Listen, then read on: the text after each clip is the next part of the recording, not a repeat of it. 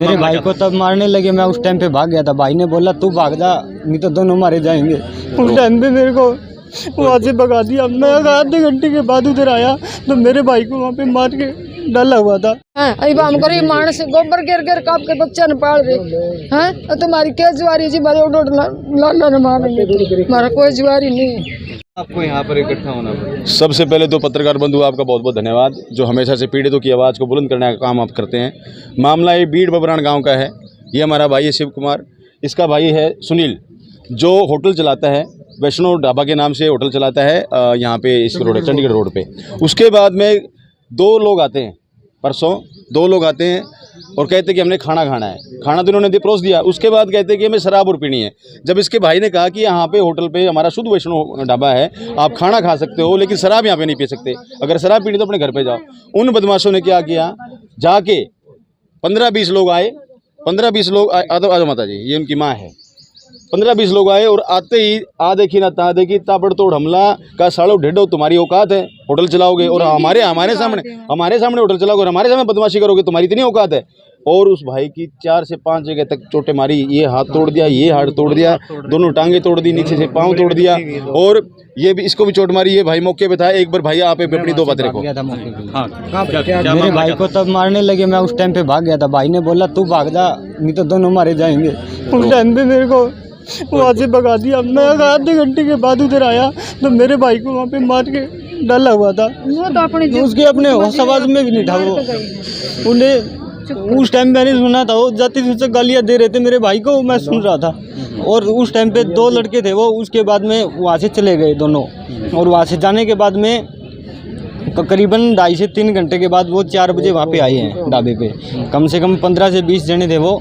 और वहाँ के भाई को मारने लगे तो भाई ने बोला उसको तू यहाँ से भाग जा, नहीं तो दोनों को जान से मारेंगे। मैं वहाँ से भाग गया। आधे पौने घंटे के करीब मैं वहाँ से वापस आया हूँ। देखा है, घर वालों के पास फ़ोन किया है, घर वाले आए हैं ढाबे पे और देखा है तो भाई को। तो कितने बजे की घटना है? लगभग 2:30 बजे की बात है ये। तब 2 जने आए थे उस टाइम, 2:30 बजे की बात है ये। और उसके बाद में वारदात हुई है 4 बजे करीब जी। मौके पे डायल 112 पे कॉल किया है और मौके पे हमने फ़ोन किया है 112 पे। 112 ने कम से कम 1 से 1.5 घंटा लगाया आने में जी। उसके बाद वो आई भी है, फिर उसने भी कोई कार्रवाई नहीं करी। वो गई है हमारे साथ में, फिर वो हमारे को जो भाई कुछ भी कार्रवाई नहीं की हमारे पास। अभी तक कोई कार्रवाई नहीं। लोगों के ऊपर आप आरोप लगा रहे हो पूरे मारपीट के, क्या उन्हें आप पर्सनली जानते हो? पर्सनली एक लड़के को जानते हैं जुगलान गांव के। पर्सनली नहीं है, वो भी वैसे आता जाता है, जैसे गाहक है हमारे तो सभी बराबर हैं जी। कोई भी सामान लेने आएगा तो हम तो सब बराबर हैं। पहले भी इसी तरीके से आता जाता रहता था? नहीं, पहले तो आता जाता था जी, खाना वगैरह लेके जाता था। ठीक है, पर ज़्यादा वो नहीं था। पर अब आज तो उसने बहुत ज़्यादा कर दिया, भाई को मारपीट करी है। की बात करें, आपके भाई को कहाँ चोटें आई, कितने? दोनों टांगे दोनों ढकनी टूटी हुई हाथों की, दोनों ढकनी टूटी हुई पैरों की और दोनों हाथ टूटे हुए हैं और 2 उंगलियां टूटी हुई है। काफ़ी चोटें आई हुई है। तो अभी आप एसपी साहब से मिलने के लिए आए हो, क्या कुछ बातचीत रही, क्या कुछ आश्वासन? अब एसपी साहब के पास एक एप्लीकेशन लगाई है। देखो, विनती है हमारी सुनेंगे और हमारे को इंसाफ मिलेगा। हाँ जी, मेरा बेटा जमाई कला कर कमा रहा है। जब हम तो नहीं मरे न छोड़ के गए, हम तो अपना फिर भी ठाक मेडिकल में पड़ा है। मेडिकल में ये आंगड़ी तोड़ रखी, या तोड़ रखी है। गुट्ठी काट ले गए, गले में हाथ ले गए मार कर, 30-40 हज़ार रुपये ले गए काट कर जी। हाँ, अब हम गरीब मानस गोबर गिर गिर काप के बच्चा न पाल रहे हैं। तुम्हारी क्या जुआरी जी, मारे लाला न मारेंगे, हमारा कोई जुआरी नहीं है। ठीक है, आपका धन्यवाद है जी कि मैं सुनाई करवाओ, इतनी मारी थी कोई सुनाई नहीं। मैं बताता हूँ, प्रदीप जी आप देखिए, ये शेड्यूल कास्ट के लोग हैं, धानक जाति से बिलोंग करते हैं और वो 1 मिनट माता जी, वो जाट जाति के सारे, ठीक है। फिर यहाँ पे कहते हैं कि हम ना, तुम लोग भाईचारा खराब कर रहे हो। अरे हमने ऐसे भाईचारे की ऐसी करनी है, जो हमारे लोगों को पहले तो पिटोगे और फिर तुम गाँव में पंचायतें करके कहोगे कि हमें भाईचारा करना है। भाईचारा किस बात का? तुम अगर भाईचारा है तो हमारा संरक्षण करने की बात करो, हमें मारने की बात क्यों करोगे? इसलिए आए दिन ये मामला भी और कोड़ी गांव का मामला भी सेम जाति के लोगों ने पीटा। या इस जाति को छूट मिल रखी क्या कि हमारे लोगों को पीटने का? ये फिर बोलते हैं भाई प्रदीप भाई आप गलत बोलते हो। मैं गलत नहीं बोलता भाई, मैं सही बोलता हूँ और स्ट्रिक्ट बोलता हूँ। आप लोग हमारे लोगों के साथ में मिल के रहो, उनके साथ में बातचीत करो। एक माँ का 25 साल का लड़का अगर जान से चला जाता तो उसका जवाबदार कौन था?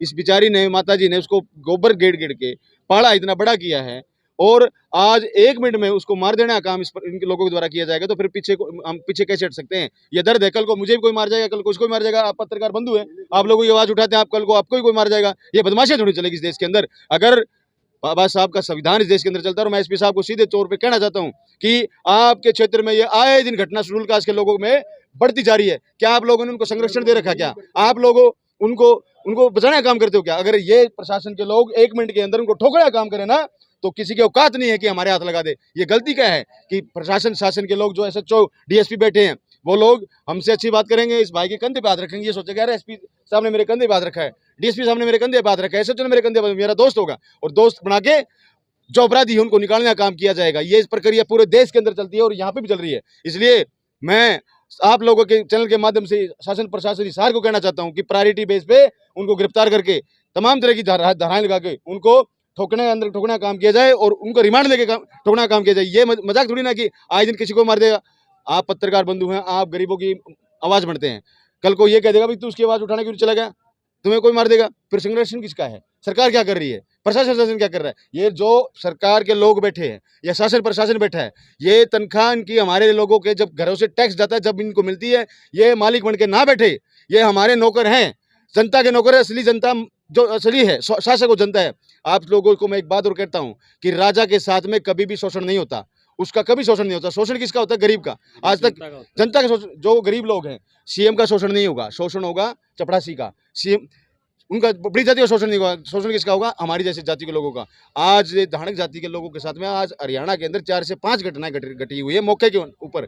तो क्या ये शासन प्रशासन सोया बिठा है? 3-4 घटनाएं तो 4,000 की है, और मैं बाकी हरियाणा की बात करूं तो आप समझ सकते हो आंकड़े उठा के। और जबकि बात ये है कि हिसार का जो रवैया है, यहाँ पे एक्टिविस्ट है, देखिए हमारे बाबूजी खड़े हैं, इन्होंने हमें लड़ना सिखाया है, और तमाम तरह के साथी जो लड़ना सिखाते हैं, जो हमें हमारी प्रेरणा बनते हैं हमारे लिए, हम धड़क मतलब डंके की चोट पे लड़ते हैं, इसलिए तब भी कार्रवाई नहीं होती।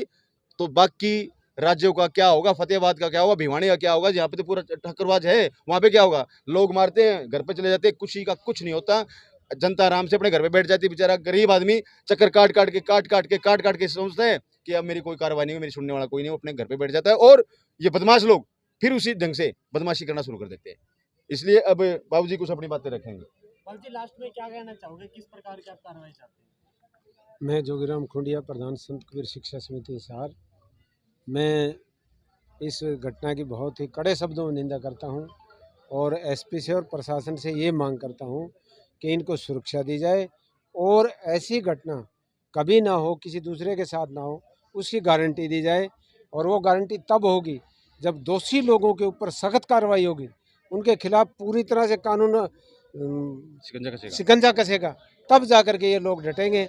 अदरवाइज ये बिल्कुल सही बात कर रहे थे अभी भानकुड़ साहब, भाई हिसार जैसे ज़िले में अभी 3 घटनाएं तो अभी हमारे सामने हैं, ऐसी घटनाएं हो रही हैं, तो बाकी ज़िलों का क्या हाल होगा? ये सुरक्षा हमारे को मतलब बड़ा महसूस हो रहा है। भाई यदि अब भी हमें सुरक्षा नहीं मिलेगी, जो यूँ कहते हैं कि हमारी अपनी सरकार हम समझते हैं, तब भी हमें सुरक्षा नहीं, तो आगे कहाँ सुरक्षा है? तो मेरी तो प्रशासन से ये दोबारा से इस बात के लिए अपील करता हूँ कि उनके खिलाफ सख्त से सख्त कार्रवाई की जाए, और उनको तुरंत अंदर डाला जाए, और उनके खिलाफ जो एक्शन ले जाए, कठिन से तकड़ी धारा लगा के कार्रवाई की जाए।